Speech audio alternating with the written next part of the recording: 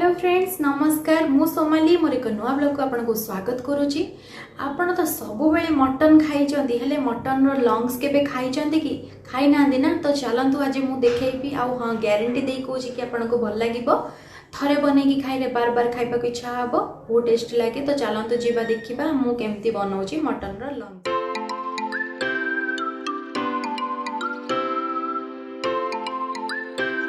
Fry करने मुझे अदा रसुण पिज नहीं अदा गोटे पिंच नहीं आ पिज गोटे नहीं रसुण नहीं 6 ରୁ 7 कला नहीं आईटी कंचा लंका नहीं मु 3टी आपड़ जदि कम भी करें मो हिसाब से नहीं तो ताकू मैं ग्राइंड करदेली। हैदराबाद रे एमती पैकेट रे मिलूची गोटा मॉल रू मु आनी किंतु आमर गाँव में एमती पैकेट मिलेनी एमती खोला मिले ताकू छोट छोट पीस करके मु प्रथमे काटिदेली भल भाव धोई देकी प्रेसर रे देदेली आधे अदा रसुण पेस्ट पानी टिके हल्दी लुण देकी ताकू मु 4टा सीटी बसईदेली।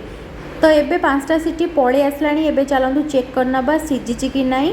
तो मु चेक कला परे भल भाव सीझी बोली जानला परे एठी मु गोटे तावा बसैली तावारे किछि तेल देदेली टिके गरम हो गला परे अल्प अल्प पकईकी मुझे फ्राए करुच्ची आ केयरफुली फ्राए करेंगे जब भी फ्राए करेंगे कहीं यहाँ बहुत फुटे तो ऊपर पड़ार भी चांस अच्छी। तो सब केयरफुली या फ्राए करेंगे अल्प अल्प तेल देकी फ्राए करेंगे जदि आपको ग्रेवी दरकार ताले कम टाइम फ्राए करेंगे नहीं तो टी भल कि फ्राए हो गले आइंसिणिया स्मेल टी रहे जदि भल कि फ्राए हो तो आइंसिणिया स्मेल हेनी। तो एमती देखिकी तार तेल देकी और मझे मझे फ्राए करुवे ओल्टौथे कारण तले भी लगिबार चांस भी यार थाए।